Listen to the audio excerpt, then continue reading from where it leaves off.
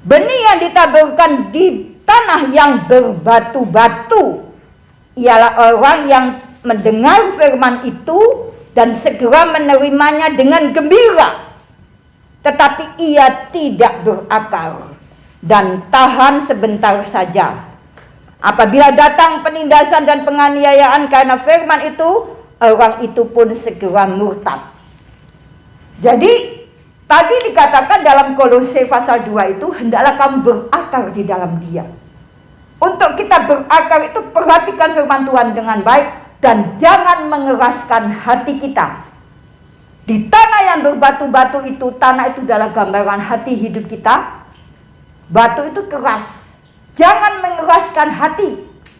Padahal firman Tuhan sudah disampaikan. Perhatikan dengan baik.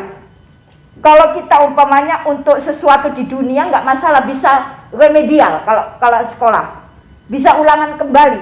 Kalau kita untuk masuk hidup yang kekal itu, kita tidak bisa ulangan, tidak bisa remedial.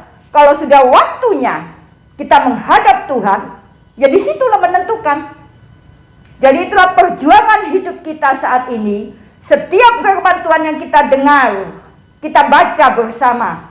Kalau nggak ada di Alkitab, jangan dilakukan. Kalau ada di dalam Alkitab, kita harus berjuang sampai kita menjadi pelaku. Karena hanya itulah yang akan membawa hidup kita masuk dalam kerajaan surga.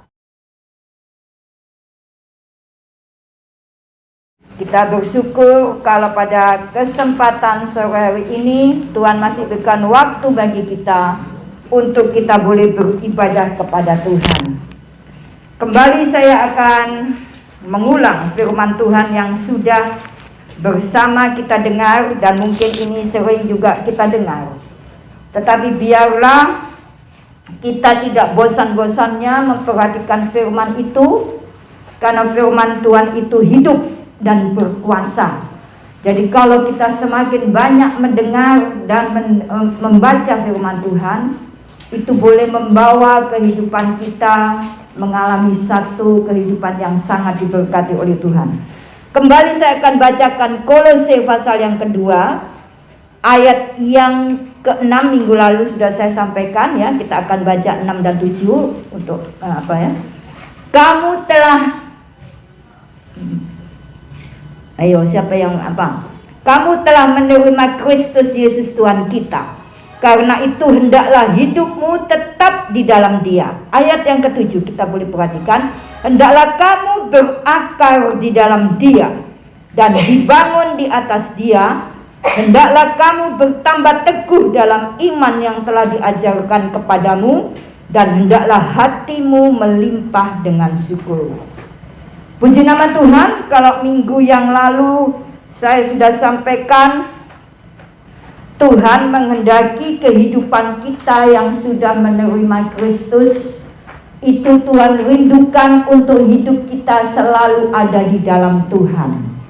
Ada di dalam Tuhan itu menjadi ciptaan baru yang tidak sama, ya.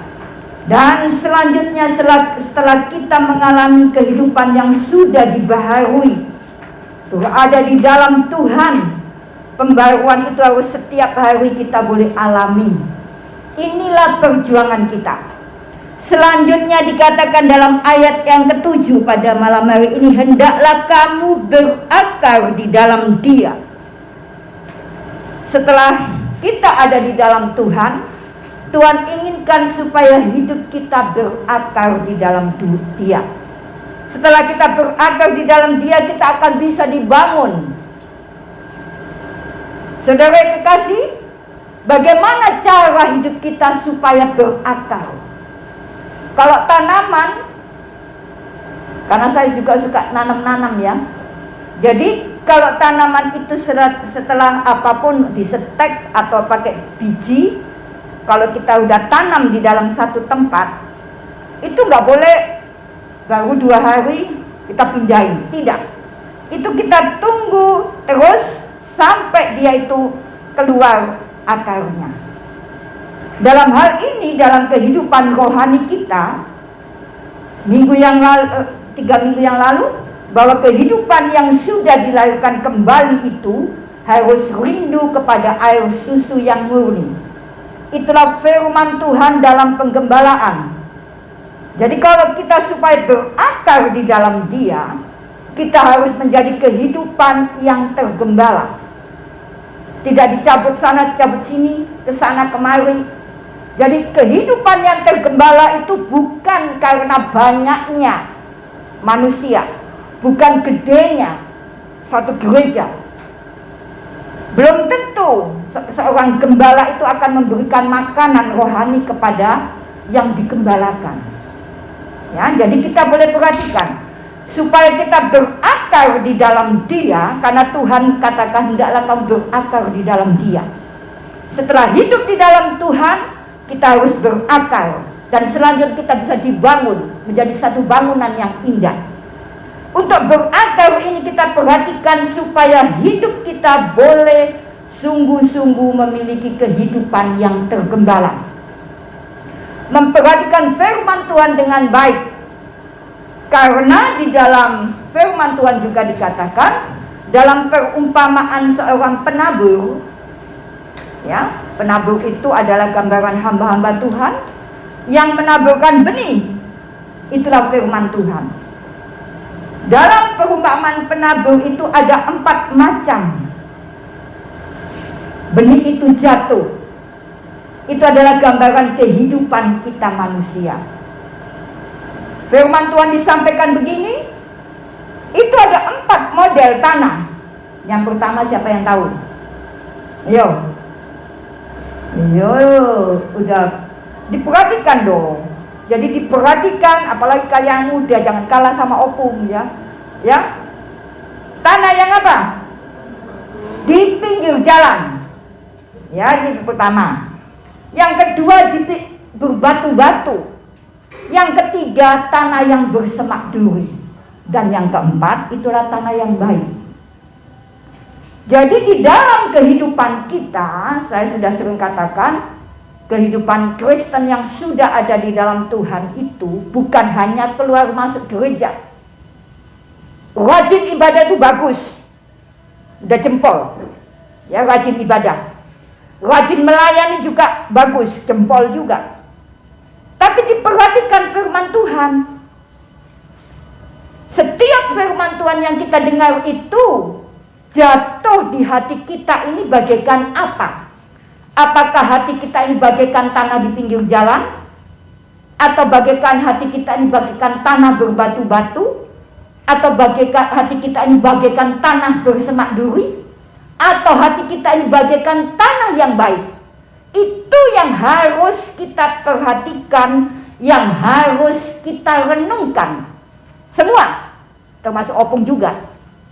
Bukan kalian yang muda. Jadi setiap firman Tuhan yang kita dengar diperhatikan dengan baik. Karena apa? Kalau kita tidak memperhatikan dengan baik, makanya Tuhan katakan perhatikanlah cara kamu mendengar. Kalau kita punya tambah diberi, tapi kalau kita tidak memiliki, apa yang ada pada kita itu juga diambil. Itulah sebabnya kita semua, kita harus masuk dalam pertandingan rohani, memperhatikan firman Tuhan dengan baik, sampai kita mengerti benih firman Tuhan yang jatuh di pinggir jalan itu sudah disampaikan. Tapi karena tidak mengerti apa-apa, diambil oleh apa? Benih yang jatuh di pinggir jalan, dimakan oleh burung. Itu dalam Matius 13. Coba kita baca ya, supaya opung. Matius pasal yang ke-13, ya, ayat yang ke-19. Ya, nanti boleh dibaca mulai ayat 1. Ya. Mulai 18. Karena itu dengarlah arti perumpamaan penabur itu. 19.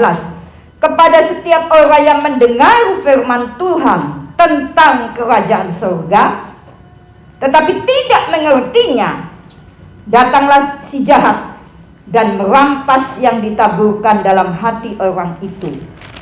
Ya, itulah benih yang ditaburkan di pinggir jalan.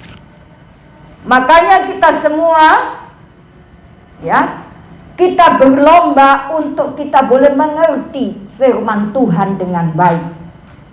Bukan untuk gagah-gagahan kita. Supaya benih firman Tuhan itu tidak lewat begitu saja.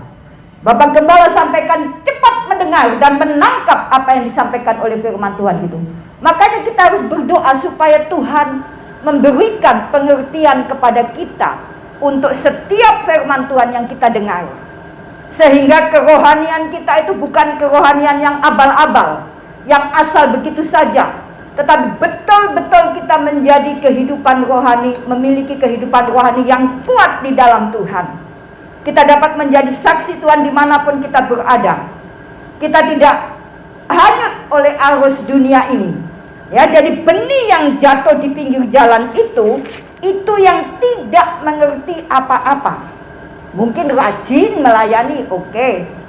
Tapi kalau tanpa pengertian yang benar itu belum selamat. Coba kita lompat dulu di dalam Roma 10, ayo. Ayat 1 sampai 3, siapa yang suka membaca? Roma 10 ayat 1 sampai 3. Iya. Saudara-saudara, keinginan hatiku dan doaku kepada Tuhan ialah supaya mereka diselamatkan. Iya. Sebab aku dapat memberi kesaksian tentang mereka bahwa mereka sungguh-sungguh giat untuk Allah, tetapi tanpa pengertian yang benar. Iya. Sebab oleh karena mereka tidak mengenal kebenaran Allah, dan oleh karena mereka berusaha untuk mendirikan kebenaran mereka sendiri, maka mereka tidak takluk kepada kebenaran Allah. Iya. Giat untuk Allah tapi tanpa pengertian. Giat melayani, giat ibadah tapi tidak ngerti apa-apa. Ini bahaya. Rasul Paulus di dalam surat Roma ini belum selamat, masih didoakan supaya selamat. Itulah sebabnya biarlah kehidupan kita boleh memiliki pengertian yang benar akan firman. Jangan sampai benih firman Tuhan yang sudah kita terima itu diambil oleh burung. Tidak ada membekas sedikit pun. Buktinya apa? Hidupnya nggak berubah. Nggak berubah. Ini, itu benih. Padahal firman Tuhan sudah disampaikan. Begitu banyak firman Tuhan yang kita dengar. Firman Tuhan yang kita dengar itu bukan asal firman. Firman yang mendewasakan kita, yang menyucikan kita. Bukan asal firman yang untuk berkat jasmani di dunia. Tidak. Firman yang mengarahkan untuk kita boleh siap untuk bertemu dengan Tuhan. Jadi saudara sekalian, biarlah kita boleh bersama memperhatikan supaya benih firman Tuhan itu sampai kita mengerti. Makanya kalian tidak usah malu. Kalau nggak ngerti dicatat dulu, nanti kita bertanya. Boleh bertanya. Ya, jadi jangan nggak tahu apa-apa. Jadi kita itu harus sampai mengerti. Kalau mengerti, kita akan berusaha melakukan. Di sekolah aja kalau guru nerangin, cuma kita main aja, ngobrol dengan temen, asik main handphone, begitu ulangan tidak akan dapat nilai yang bagus. Kalau kita ulangannya apa? Di dunia nanti, di sana di luaran, di dunia luar, begitu banyak caranya iblis untuk menjatuhkan manusia. Jadi kalau kehidupan kita tidak mengerti firman Tuhan, hanyut. Itulah sebabnya biarlah benih firman Tuhan yang kita terima itu boleh tertanam di dalam hati kita, mengerti firman Tuhan dengan baik. Kembali ke Matius 13 tadi, dalam ayat yang ke-20. Ini yang tidak berakar nantinya ya. Benih yang ditaburkan di tanah yang berbatu-batu ialah orang yang mendengar firman itu dan segera menerimanya dengan gembira, tetapi ia tidak berakar dan tahan sebentar saja. Apabila datang penindasan dan penganiayaan karena firman itu, orang itu pun segera murtad. Jadi tadi dikatakan dalam Kolose pasal 2 itu, hendaklah kamu berakar di dalam Dia. Untuk kita berakar itu, perhatikan firman Tuhan dengan baik dan jangan mengeraskan hati kita. Di tanah yang berbatu-batu itu, tanah itu adalah gambaran hati hidup kita. Batu itu keras. Jangan mengeraskan hati. Padahal firman Tuhan sudah disampaikan. Perhatikan dengan baik. Kalau kita umpamanya untuk sesuatu di dunia nggak masalah, bisa remedial kalau sekolah, bisa ulangan kembali. Kalau kita untuk masuk hidup yang kekal itu, kita tidak bisa ulangan, tidak bisa remedial. Kalau sudah waktunya kita menghadap Tuhan, ya disitulah menentukan. Jadi itulah perjuangan hidup kita saat ini. Setiap firman Tuhan yang kita dengar, kita baca bersama. Kalau nggak ada di Alkitab, jangan dilakukan. Kalau ada di dalam Alkitab, kita harus berjuang sampai kita menjadi pelaku. Karena hanya itulah yang akan membawa hidup kita masuk dalam kerajaan surga. Karena kita tidak selamanya ada di dunia ini. Satu saat kita harus meninggalkan dunia ini. Ya, seganteng apapun, secantik apapun, sekaya apapun manusia itu, dia tidak akan tinggal selamanya di dunia. Suatu saat akan pergi meninggalkan dunia ini. Dan disitulah cuma ada dua tempat, kalau nggak di surga, di neraka, itu aja. Jadi kita beribadah kepada Tuhan, kita melayani Tuhan. Tujuan kita adalah untuk kita boleh bersama dengan Tuhan dalam kerajaan surga. Itulah sebabnya jangan mengeraskan hati bagaikan tanah yang berbatu-batu tadi, sehingga firman Tuhan yang kita dengar itu tidak akan berakar. Begitu kita doang happy senang, tapi tidak akan tahan lama, kan tidak berakar. Jadi itulah sebabnya biarlah kita semua boleh perhatikan ini dengan baik. Jangan sampai kita mengeraskan hati. Begitu firman disampaikan, karena firman Tuhan itu tajam bagaikan pedang bermata dua yang memisahkan sendi-sendi dan sumsum. Gunanya apa? Untuk membersihkan hidup kita, untuk mendandani kita supaya kita itu layak di hadapan Tuhan, supaya kita boleh meninggalkan cara hidup yang tidak sesuai dengan kehendak Tuhan, kesenangan dunia, tarikan dunia, ya. Karena manusia itu banyak godaannya. Tarikan keindahan dunia ini menggiurkan, keinginan daging manusia banyak sekali.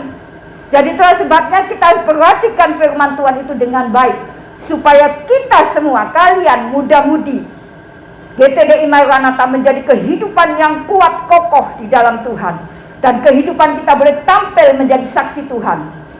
Ya, dimanapun kita berada, kehidupan kita boleh tampil, bukan karena gagah-gagahan, tidak, tapi kita ingin menjadi pelaku firman Tuhan supaya hidup kita berkenan kepada Tuhan. Itulah sebabnya jangan mengeraskan hati. Ya, kita baca dalam Ibrani 3 itu. Kalau ada yang suka membaca Ibrani pasal yang ketiga, ayat ke-7 sampai ke-11. Ayo, siapa yang suka membaca? Ibrani 3 ayat 7 sampai 11. Yang walaupun selalu dingin diajar, namun tidak Ibrani 3. Ibrani 3 ayat 7 sampai 11. Sebab itu seperti yang dikatakan Roh Kudus pada hari ini, jika kamu mendengar suaranya, janganlah keraskan hatimu seperti dalam kegeraman pada waktu pencobaan di padang gurun, di mana nenek moyangmu mencobai aku dengan jalan menguji aku, sekalipun mereka melihat perbuatan-perbuatanku 40 tahun lamanya. Itulah sebabnya aku murka kepada angkatan itu dan berkata, aku selalu mereka sesat hati, dan mereka tidak mengenal jalanku, sehingga aku bersumpah dalam murkaku, mereka tak akan masuk ke tempat perhentianku. Iya, ini contoh perjalanan bangsa Israel dulu. Walaupun begitu banyak mujizat yang Tuhan sudah lakukan, perjalanannya mulai mereka itu keluar dari tanah Mesir, berjalan tujuannya untuk masuk Kanaan. Tapi karena mereka mengeraskan hati, ya Tuhan katakan nggak sampai ke Kanaan, nggak sampai ke tanah perhentian itu. Jadi kalau kita tujuan kita kemana? Bukan Kanaan yang di dunia ini.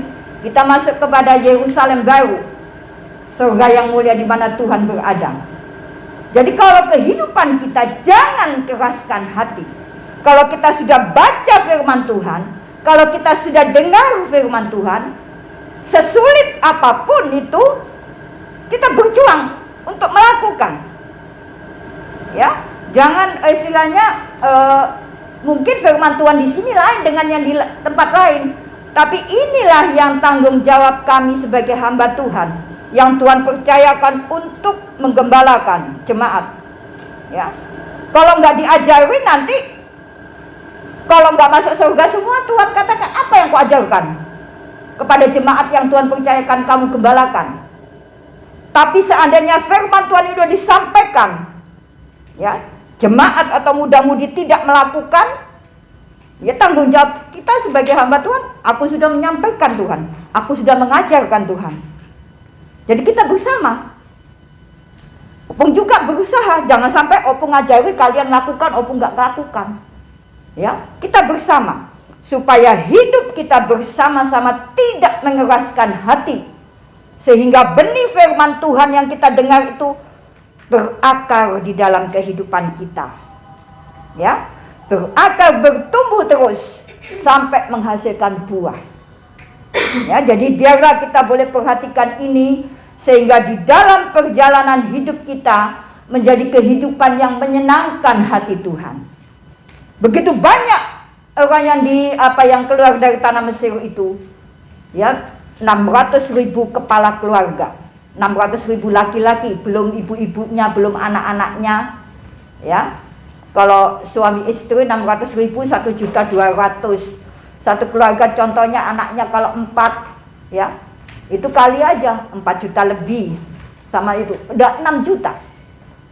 Itu yang nyampe, generasi yang dari tanah Mesir ini yang sampai ke Kanaan itu cuma 2, itulah Yosua dan Kaleb. Jadi biarlah kita boleh memperhatikan hal ini. Kalau kita sudah banyak melihat dan merasakan bagaimana pertolongan kuasa Tuhan yang boleh kita alami, jangan main-main. Jangan anggap kesabaran Tuhan itu begitu saja. Tuhan sabar itu terhadap kita supaya kita dinanti, supaya kita ini bertobat untuk meninggalkan hidup yang tidak baik, sehingga hidup kita boleh menyenangkan Tuhan. Firman Tuhan yang kita dengar itu berakar di dalam hidup kita, bertumbuh dan menghasilkan buah. Bertumbuh itu nanti macam-macam. Bertumbuh itu berkembang. Ya, contohnya anak-anak mulai bayi, ya, jadi bayi 5 bulan, setahun, balita, udah balita terus TK, SD, SMP, terus SMA, kuliah, sampai dia dewasa. Itu pertumbuhan dalam rohani juga harus begitu. Semua. Jadi berakar itu supaya bertumbuh, menghasilkan sesuatu yang boleh menyenangkan hati Tuhan. Benih yang ketiga tadi yang jatuh di tanah yang bersemak duri. Ya, itu yang takut melakukan firman Tuhan. Entah kalau aku melakukan ini, nggak punya teman aku. Ya, kalau nggak mau ngikuti kesenangan apa teman itu, dikucilkan aku. Takut. Ya, mau berbuat kepada Tuhan, takut. Berkorban untuk Tuhan, ya, untuk memberikan persembahan kepada Tuhan, banyak yang tidak mampu. Kita sudah dengar janda Sarfat nggak punya apa-apa, cuma tepung segenggam minyak sedikit, tapi dia lakukan. Buatlah itu, berikan itu kepadaku, kata Elia. Dilakukan, disitulah mujizat terjadi. Tapi banyak manusia, anak Tuhan yang tidak berani melakukan itu. Entah kalau ku kasih, apa yang ku makan. Entah kalau ku kasih, apa yang ku pakai. Ya, dihimpit. Firman Tuhan katakan, benih yang jatuh di semak duri dihimpit oleh kekhawatiran. Ya, padahal firman Tuhan katakan apa? Janganlah kamu khawatir akan apa yang kamu makan atau kamu pakai. Ya, jadi biarlah kehidupan kita boleh memperhatikan firman Tuhan ini dengan baik. Biarlah kita boleh berakar di dalam Tuhan. Kuat. Kalau berakar itu terus, akarnya itu terus ke bawah. Ya, dan dia bertumbuh ke atas, menghasilkan buah yang menyenangkan hati Tuhan. Ya, itulah termasuk juga tanah yang baik. Ya, menghasilkan buah minimal 30 kali lipat. Ya, yang paling full 100 kali lipat, 60 yang tengah-tengah, minimal 30 kali lipat. Ya, diawali dengan berakar dulu. Perhatikan firman Tuhan, jangan kita mengeraskan hati kita, supaya kita boleh menjadi kehidupan yang menyenangkan hati Tuhan. Dapat dibentuk sebagaimana tanah liat itu, dibentuk bagaimana modelnya itu tergantung penjunan, bagaimana Tuhan membentuk hidup kita. Ya, jadi biarlah kita tidak sama dengan muda-mudi yang lain. Ya, jangan seorang pun menganggap engkau rendah karena engkau muda. Jadilah teladan bagi orang percaya. Di tengah orang percaya harus jadi teladan. Makanya firman Tuhan disampaikan 4 macam jatuh. Jadi biarlah kita boleh menjadi kehidupan bagaikan tanah yang baik itu. Ya, tidak mengeraskan hati kita. Ya, kita mohon kepada Tuhan supaya Tuhan lembutkan hati kita sehingga kekerasan itu tidak ada di dalam kehidupan kita. Keras hati, tegar tengkuk, keras kepala itu sama dengan, ya. Jadi kalau bahasa Batak apa? Jugul, ya. Banyak orang Batak jugul, ya, tegar tengkuk itu ya. Jadi janganlah kehidupan kita mengeraskan hati, tapi biarlah kita boleh memiliki hati yang lembut. Kita boleh menangkap isi hati Tuhan, menangkap firman Tuhan, dan kita berjuang untuk melakukannya. Ya, semua itu perlu perjuangan. Jadi kalau kehidupan kita tidak nanti firman Tuhan katakan belum diselamatkan, masih didoakan diselamatkan, sudah giat untuk Allah, giat melayani, tetapi karena tidak mengerti, maka dia tidak akan takluk kepada kebenaran Allah, tidak akan takluk kepada firman Tuhan. Tapi biarlah kita semua boleh menjadi kehidupan yang boleh menyenangkan hati Tuhan. Kehidupan kita boleh memiliki tujuan, sasaran, kemana langkah kita dalam kita beribadah, kemana langkah kita dalam kita melayani. Walaupun di dunia kita banyak perjuangan, pergumulan, mungkin dikucilkan, ya, karena kita harus mematikan keinginan daging kita. Firman Tuhan beberapa waktu yang lalu disampaikan oleh Bapak kembali, siapa yang mau dipimpin oleh Roh itu disebut sebagai anak Allah. Dan keinginan daging dan keinginan roh itu berlawanan. Tapi biarlah kita semua berdoa kepada Tuhan supaya Tuhan tolong kehidupan kita boleh memiliki hati yang lembut, sehingga firman Tuhan itu bagaikan benih itu boleh berakar di dalam kehidupan kita, kuat di dalam kita, sehingga kita boleh ngomong. Walaupun kita tiap kali kita dengar itu, perhatikan dengan baik. Harus tahu di saat kita digoda oleh dosa, kita bisa katakan itu, aku nggak boleh lakukan itu, karena firman Tuhan katakan begini. Itu kita omongin. Ya, walaupun teman kita siapa saja yang kalau dia istilahnya ngajak kita menjauhkan diri dari Tuhan, harus kita sungguh-sungguh perhatikan itu. Ya, tadi pujian tadi kita, ku persembahkan hidup kepadamu Tuhan. Itu harus betul-betul dari dalam hati kita. Pujian itu merupakan satu kerinduan kita kepada Tuhan. Dan kita perjuangkan untuk kita betul-betul menyerahkan hidup kita kepada Tuhan. Sehingga nanti kita boleh merasakan, mendapatkan 2 kali berkat. Berkat dalam hidup ini, walaupun kita nggak minta, Tuhan berikan.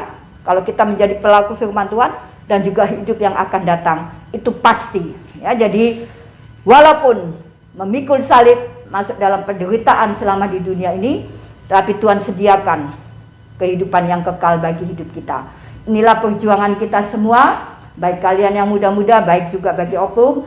Kita semua harus berjuang untuk memiliki hati yang lembut, bagaikan tanah yang baik, jangan yang keras, sehingga benih itu tidak akan dapat bertumbuh. Kita akan datang kepada Tuhan, kita naikkan pujian kita, lembutkanlah hatiku Yesus.